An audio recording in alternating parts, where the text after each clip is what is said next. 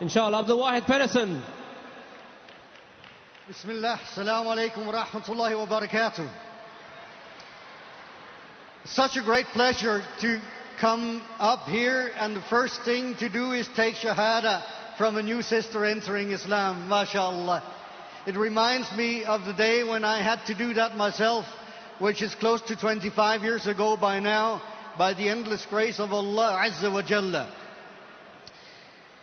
Let me first reiterate a few things, because not so long ago my country became the focal point of interest on Muslim matters in the world, not because of anything good, but because we had a newspaper bringing deep and profound insult to Prophet Muhammad sallallahu alaihi wasallam. I don't think I have to tell you how much it hurt to be actually a citizen of that country, knowing that my country all of a sudden became, in the eyes of the Muslim, the enemy.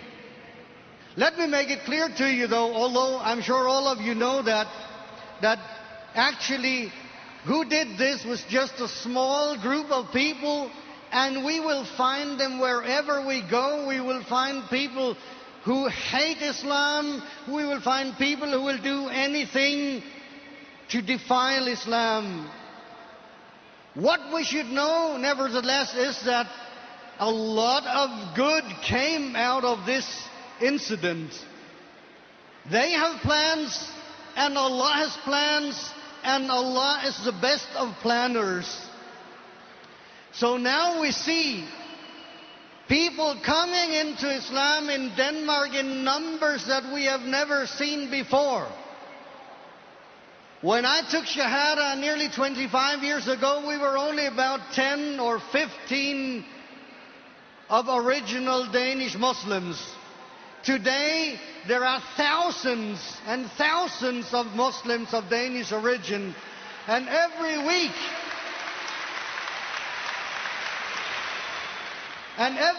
I have coming into my office 2, 3 or 4 people to take Shahadat Islam. Alhamdulillah. So they thought that by defiling our noble Prophet Muhammad sallallahu alaihi wasallam, by throwing dirt on Islam, they could turn the tide. But that was not the case. We turned the tide on them, Allah turned the tide on them, and today, mashallah, we see a lot of good coming out of this whole incident, right back where it started. Alhamdulillah.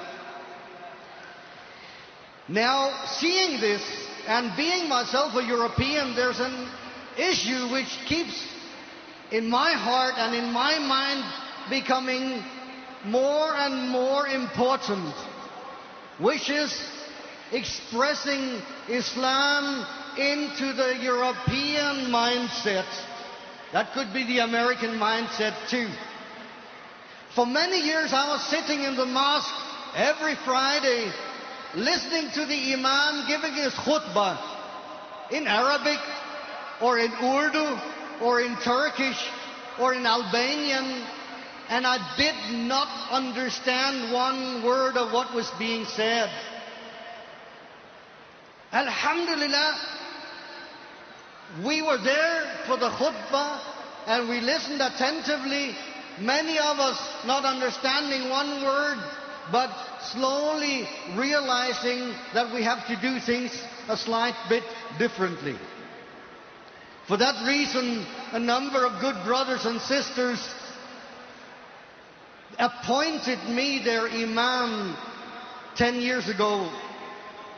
I don't think I qualify for that position, but they put the obligation upon me, and I've had to lift it ever since.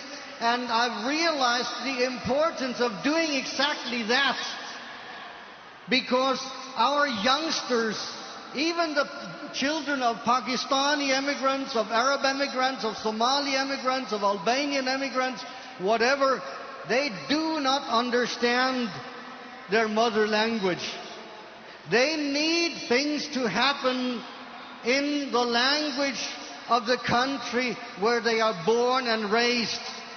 And this is a tremendous obligation upon us as Muslims, that we take this task very, very seriously.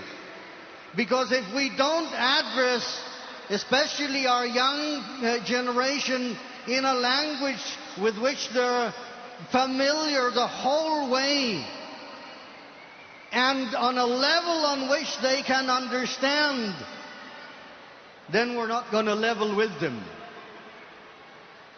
So I urge to you, brothers and sisters, especially brothers and sisters from the traditional Muslim world,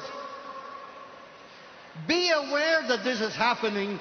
Be aware that the whole of Europe has to have things happening in the languages of their country. And it's of extreme importance that we find the support from all of the old Muslim countries. It's extremely important. Sorry, I tend to move around, yeah.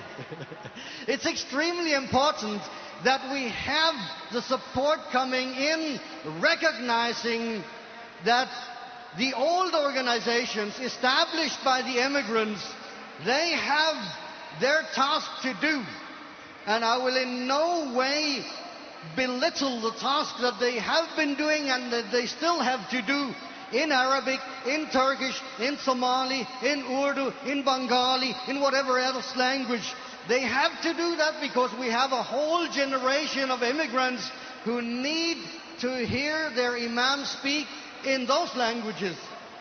But we have a whole new generation who need it to happen in their native language, which could be English, Dutch, French, Italian, Danish, German, whatever. If we do not take this task very seriously, brothers and sisters, we're gonna look at a lot more trouble than what we're looking at already. Because then we will not just have the outsiders turn on us, then we will have our insiders turn on us too.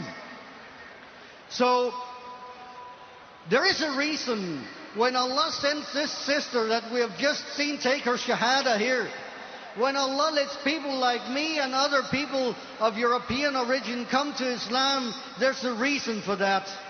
And we should take it as it is. Allah did not create us one tribe or one nation. He created us, as He says in the Qur'an, in tribes and nations so we can learn from each other. And we have to recognize that there's a reason for Him sending Islam into the heart of Europe, and that we who are here now as Muslims, we have a job to do. Roll up your sleeves, get to work. We have work to do out there, and we all have to lift our share of it. Wa jazakumullahu khairan. Wassalamu alaikum wa rahmatullahi wa barakatuh.